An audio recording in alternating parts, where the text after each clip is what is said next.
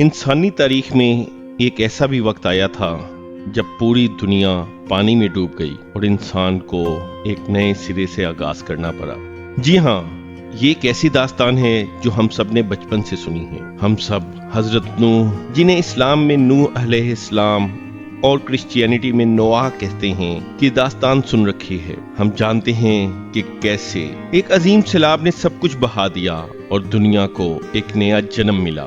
یہ وہ وقت تھا جب انسانیت اپنی اخلاقی پستی کی انتہا کو پہنچ چکی تھی اور خدا نے زمین سے گناہوں کو مٹا کر ایک نئے آغاز کا ارادہ کیا۔ لیکن کیا آپ جانتے ہیں کہ یہ کہانی صرف اسلام اور کرسچینٹی تک محدود نہیں؟ اس کی بازگشت ہمیں ان ریلیجن سے بھی ہزاروں سال پہلے کی تہذیبوں میں ملتی ہے، جیسے کہ میسوپوٹیمیا کی ایپک آف گلگامیش۔ لیکن آج ہم اس لازوال داستان کو اسلام اور کرسچینٹی کے نقطہ نظر سے دیکھیں گے اور دیکھیں گے کہ ان دونوں عظیم ریلیجنز میں نوح کی داستان میں کیا سملیرٹیز ہیں اور کیا ڈیفرنسز۔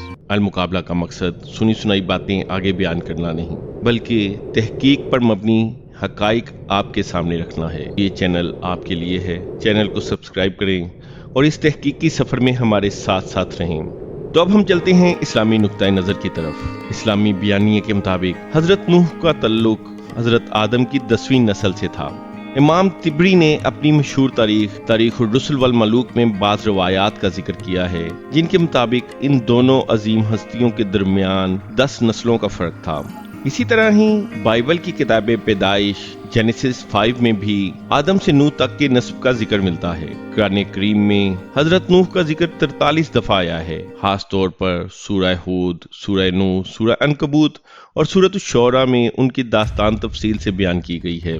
بعض مفسرین کے مطابق نوح کی قوم موجودہ عراق کے جنوبی حصے میں آباد تھی، جہاں دجلہ اور فرات دریا بہتے تھے۔ یہ علاقہ زرخیز تو تھا مگر ساتھ ہی صحرائی خصوصیات بھی رکھتا تھا، اور اس قوم کو حضرت نوح علیہ السلام 950 سال تک حق کی طرف بلاتے رہے، جس طرح کہ قرآن مجید میں آیا ہے، ہم نے نوح کو اس کی قوم کی طرف بھیجا، پس وہ ان میں 50 سال کم 1000 سال رہا، پھر انہیں طوفان نے آ پکڑا اور وہ ظالم تھے۔ افسوس کہ نوح کی قوم انتہائی سرکش اور راہ حق سے بھٹکی ہوئی تھی۔ صدیوں کی مسلسل پکار کے باوجود بہت کم لوگ حضرت نوح پر ایمان لائے، یہاں تک کہ حضرت نوح کا اپنا ایک بیٹا بھی اپنے باپ کے پیغام کو ٹھکرا بیٹھا۔ اسلامی روایات میں اس بیٹے کا نام یم یا کنعان بتایا گیا ہے، لیکن بائبل میں کنعان دراصل نوح کے بیٹے ہیم کا بیٹا ہے۔ 950 سال کی طویل تبلیغ کے بعد نوح یہ سمجھ چکے تھے کہ اس قوم کی ہدایت ناممکن ہے۔ اسی دوران انہیں ایک عظیم الشان حکم ملا، ایک کشتی بنانے کا۔ قرآن کریم سورہ ہود میں یہ حکم اس طرح بیان کرتا ہے، اور ہماری آنکھوں کے سامنے اور ہماری وحی کے مطابق کشتی بناؤ، اور ان لوگوں کے بارے میں مجھ سے بات نہ کرو جنہوں نے ظلم کیا، بے شک وہ غرق کیے جائیں گے۔ ایک ایسے علاقے میں جہاں نہ کوئی سمندر تھا، نہ کوئی بڑا دریا، اور لکڑی بھی آسانی سے دستیاب نہیں تھی۔ جب نوح نے لکڑی جمع کرنا اور کشتی بنانا شروع کی تو ان کی قوم ان کا مذاق اڑانے لگی۔ وہ حیران تھے کہ خشکی پر کشتی کا کیا کام؟ وہ طنز کرتے تھے، کیا تم خشکی پر کشتی چلاؤ گے؟ یہ واقعہ ہمیں یہ بھی بتاتا ہے کہ اس زمانے میں انسان کشتی سازی اور سمندری سفر سے واقف تھے۔ قرآن پاک میں ان کے طنز کا ذکر اس طرح ہے۔ تو سورہ ہود میں اللہ تعالیٰ فرماتے ہیں، اور وہ کشتی بناتا تھا، اور جب بھی اس کی قوم کے سردار اس کے پاس سے گزرتے تو وہ اس پر ہنستے۔ اس نے کہا، اگر تم ہم پر ہنستے ہو تو ہم بھی تم پر ہنسیں گے جس طرح تم ہنستے ہو۔ نوح کو خود بھی اس وقت تک کشتی کا پورا مقصد معلوم نہیں تھا، اور وہ خود بھی حیران تھے کہ اس کشتی کا وہ کیا کریں گے، مگر اس کے باوجود وہ صرف اور صرف اللہ کے حکم کی تعمیل میں لگے رہے۔ اللہ کی ہدایت کے مطابق فرشتوں کی مدد سے وہ ایک دیو ہیکل لکڑی کی کشتی بناتے رہے۔ جب یہ کشتی مکمل ہوئی تو اللہ نے انہیں حکم دیا کہ ہر قسم کے جانوروں کے جوڑے یعنی زوجین اس میں جمع کر لیں، اور یہی بات سورہ ہود میں اس طرح بیان ہوئی ہے، ہم نے کہا اس میں ہر قسم کے جوڑوں میں سے 2 سوار کر لو، اور اپنے گھر والوں کو بھی، سوائے اس کے جس پر عذاب کا فیصلہ ہو چکا ہے، اور جو ایمان لائے ہیں۔ اور اس کے ساتھ بہت تھوڑے ہی لوگ ایمان لائے۔ اور پھر وہ لمحہ آن پہنچا، اللہ کے حکم سے زمین سے پانی پھوٹنے لگا اور آسمان سے بارش موسلا دھار برسنے لگی۔ شروع میں قوم نے سوچا کہ یہ بارش ان کے کھیتوں کو سیراب کرے گی، مگر یہ بارش بھرتی ہی گئی اور دیکھتے ہی دیکھتے زمین غائب ہو گئی۔ پانی بلند درختوں کو چھونے لگا اور پھر پہاڑوں کی چوٹیوں تک پہنچ گیا۔ اسی دوران حضرت نوح نے اپنے اس بیٹے کو پکارا جو ابھی تک ایمان نہیں لایا تھا، جسے اسلامی روایات میں کنعان یا یم کہتے ہیں۔ نوح نے کہا، ہمارے ساتھ کشتی میں سوار ہو جاؤ، مگر اس نے غرور سے جواب دیا، میں پہاڑ پر پناہ لوں گا۔ نوح نے کہا، آج اللہ کے عذاب سے کوئی پناہ نہیں۔ اور پھر ایک خوفناک موج اٹھی جو نوح کے بیٹے کو ان کی آنکھوں کے سامنے بہا لے گئی۔ سورہ ہود کی آیت نمبر 43 میں یہ واقعہ اس طرح بیان ہوا ہے، اور نوح نے اپنے بیٹے کو پکارا اور وہ ایک الگ تھلگ جگہ پر تھا۔ اے میرے بیٹے، ہمارے ساتھ سوار ہو جا اور کافروں میں سے نہ بن۔ اس نے کہا، میں کسی پہاڑ کی پناہ لوں گا جو مجھے پانی سے بچائے گا۔ نوح نے کہا، آج اللہ کے حکم سے کوئی بچانے والا نہیں مگر جس پر وہ رحم کرے۔ اور ان دونوں کے درمیان موج حائل ہو گئی، بس وہ ڈوبنے والوں میں سے ہو گیا۔ نوح نے اپنے بیٹے کے لیے اللہ سے التجا کی کہ اس کی نسل کو بچایا جائے، مگر اللہ کا جواب بڑا واضح تھا، وہ تمہارے اہل میں سے نہیں، کیونکہ اس کے اعمال نیک نہ تھے۔ قرآن میں آیا ہے، اللہ نے کہا، اے نوح، بے شک وہ تیرے اہل میں سے نہیں ہے، بے شک اس کا عمل نیک نہیں تھا، بس مجھ سے وہ چیز نہ مانگ جس کا تجھے علم نہیں، بے شک میں تجھے نصیحت کرتا ہوں کہ تو جاہلوں میں سے نہ ہو جا۔ یہاں ہمیں ایک گہرا سبق ملتا ہے کہ آپ کا نسب یا خاندانی تعلق اہمیت نہیں رکھتا اگر آپ کے اعمال اچھے نہیں ہیں۔ نجات صرف نیک اعمال سے ہے۔ 40 دن اور 40 رات تک بارش ہوتی رہی اور آخرکار بارش تھم گئی اور کشتی جودی پہاڑ پر جا ٹھہری۔ اسلام میں جودی پہاڑ کا ذکر شام میں آتا ہے، جبکہ بائبل کے مطابق کشتی ترکی کے ارارات پہاڑ پر ٹھہری۔ یہ جغرافیائی فرق بھی دونوں بیانیوں کے اختلافات میں ہے۔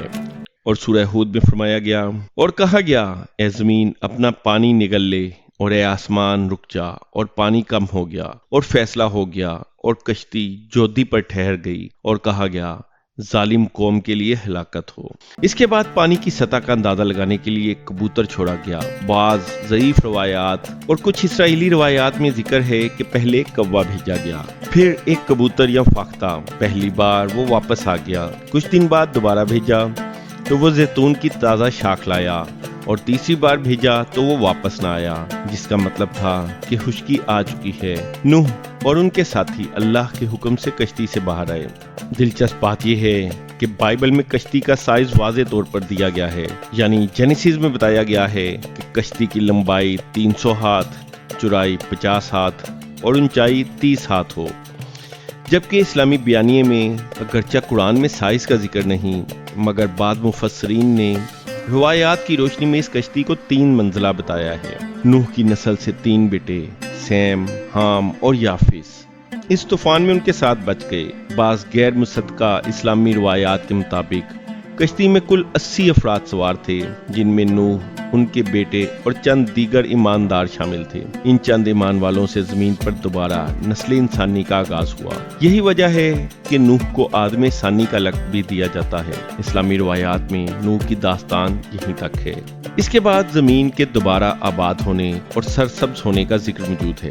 تو اب ہم بڑھتے ہیں مسیحی نقطۂ نظر کی جانب، جہاں ہمیں خدا کا غم اور ایک نئے عہد کا آغاز نظر آتا ہے۔ بائبل میں بھی بتایا گیا ہے کہ زمین کے لوگ گناہوں میں اس قدر غرق ہو چکے تھے کہ خدا کو شدید دکھ ہوا۔ پیدائش کی کتاب یعنی جینیسیس میں خدا کا کلام کچھ اس طرح ہے، اور خداوند نے دیکھا کہ زمین پر انسان کی بدی بہت بڑھ گئی ہے، اور اس کے دل کے ہر ارادے کا اور ہر خیال ہر وقت برا ہی ہوتا ہے، اور خداوند اس بات پر غمگین ہوا کہ اس نے زمین پر انسان کو بنایا، اور وہ اپنے دل میں رنجیدہ ہوا۔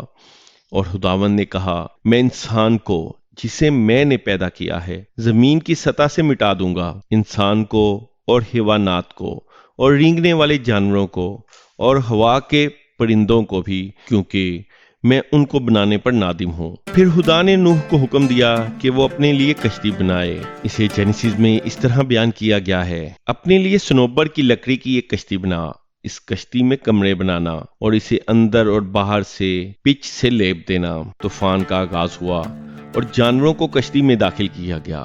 مگر یہاں ایک اہم فرق ہے، بائبل کے مطابق پاک جانوروں کے 7 جوڑے اور ناپاک جانوروں کا ایک جوڑا رکھا گیا۔ اسے جینیسس میں اس طرح بیان کیا گیا ہے، ہر طرح کے پاک جانوروں میں سے 7 نر اور مادہ، اور ان جانوروں میں سے جو پاک نہیں ہیں 2 نر اور مادہ۔ کشتی تیرتی رہی، تمام دنیا ڈوب گئی اور 150 دن تک زمین پر پانی غالب رہا، جینیسس کے مطابق، اور پانی زمین پر 150 دن تک غالب رہا۔ آخرکار کشتی ارارات پر ٹھہر گئی۔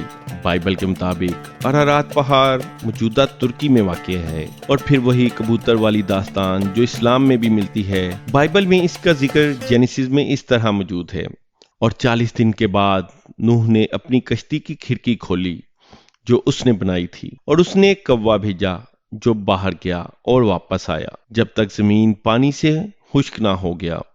اس کے بعد اس نے ایک کبوتر کو اپنے پاس سے بھیجا تاکہ دیکھے کہ زمین پر سے پانی کم ہوا ہے یا نہیں، لیکن کبوتر کو اپنے پاؤں کے لیے کوئی آرام کی جگہ نہ ملی، اور وہ اس کے پاس کشتی میں واپس آیا کیونکہ تمام زمین پر پانی تھا۔ تب اس نے اپنا ہاتھ بڑھایا اور اسے لیا اور اسے اپنے پاس کشتی میں اندر لے آیا۔ اس نے مزید 7 دن انتظار کیا۔ اس نے دوبارہ کبوتر کو کشتی سے باہر بھیجا، اور کبوتر اس کے پاس شام کو واپس آیا، اور اس کے منہ میں زیتون کے درخت کا ایک تازہ پتا تھا۔ سو نوح جان گیا کہ پانی زمین سے کم ہو گیا تھا۔ اس نے مزید 7 دن انتظار کیا، اور اس نے کبوتر کو باہر بھیجا جو اس کے پاس واپس نہ آیا۔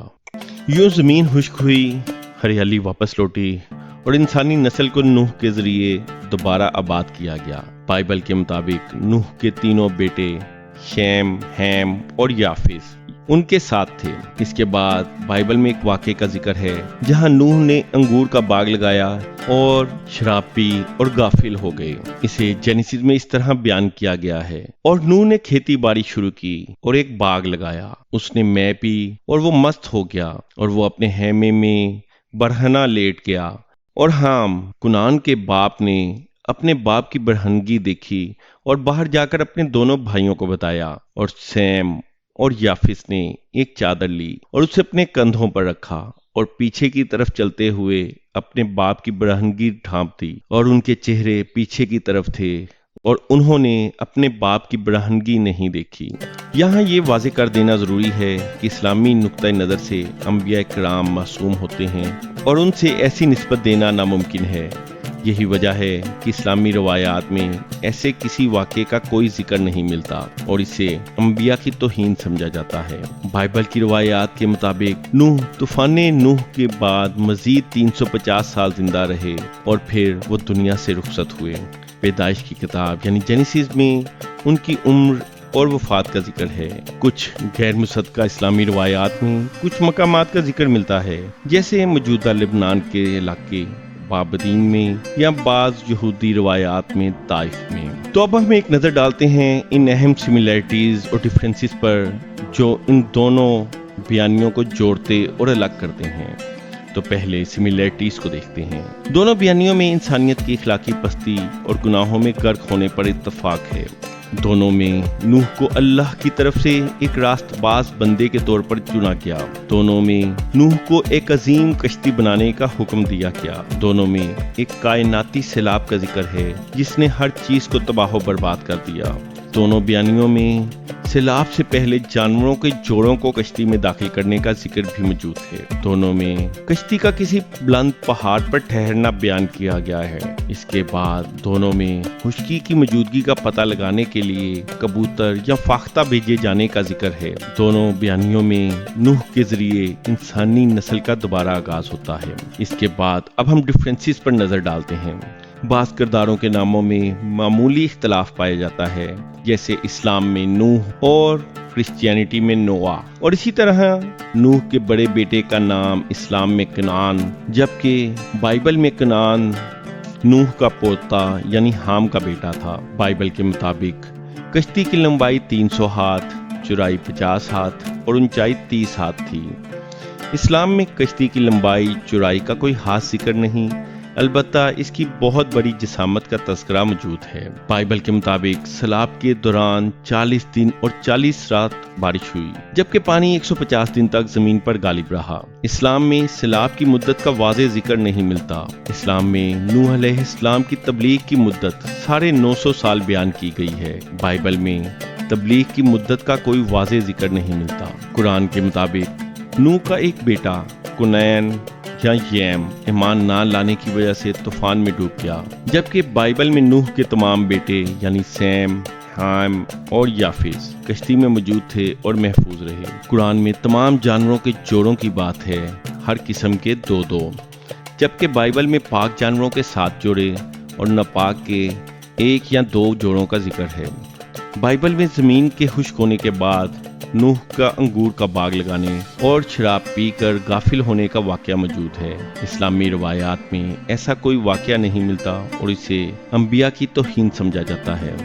بائبل میں نوح کی تدفین کا ذکر نہیں، صرف ان کی عمر اور وفات کا ذکر ہے۔ اسلامی روایات میں کچھ مقامات کا ذکر ملتا ہے، جیسے لبنان یا طائف۔ بالآخر نوح کی داستان، جسے آج ہم نے قرآن اور بائبل دونوں کے مستند ذرائع سے دیکھا، محض ایک قدیم قصہ نہیں ہے، یہ ہر دور کے انسان کے لیے ایک طاقتور تنبیہ ہے۔ اس سے ہمیں یہ بات سمجھ آتی ہے کہ جب بھی انسانیت کے گناہ بڑھ جاتے ہیں اور ظلم و فساد حد سے تجاوز کر جاتا ہے، تو آخرکار ایک کائناتی طوفان ان گناہوں کو مٹانے اور زمین کو پاک کرنے کے لیے اٹھتا ہی اٹھتا ہے۔ حضرت نوح کی کہانی ہمیں بتاتی ہے کہ بچاؤ نسب سے نہیں، عمل سے ہوتا ہے، چاہے بیٹا ہو یا قوم، اللہ کا قانون سب پر یکساں ہے۔ یہ صرف ایک کہانی نہیں، بلکہ تحقیق، موازنہ اور حقیقت پر مبنی ویڈیو ہے۔ تو ہمارے چینل کو سبسکرائب کریں تاکہ ہم اس طرح کی مستند معلومات آپ تک پہنچاتے رہیں۔